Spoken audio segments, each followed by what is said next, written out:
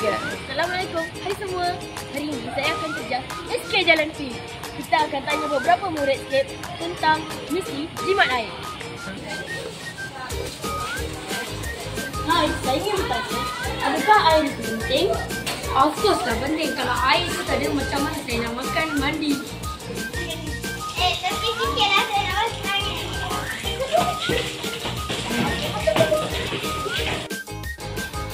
Hai Kasih. Saya nak tanya sikit boleh? Bagaimanakah cara untuk menyimpankan air? Cara menyimpankan air ialah menutup air dengan rapat supaya tidak ada ketipis air. Okey, terima kasih. Sama. Terima kasih kepada semua yang terlibat dalam misi jimat air. Jumpa lagi pada video yang akan datang. Bye!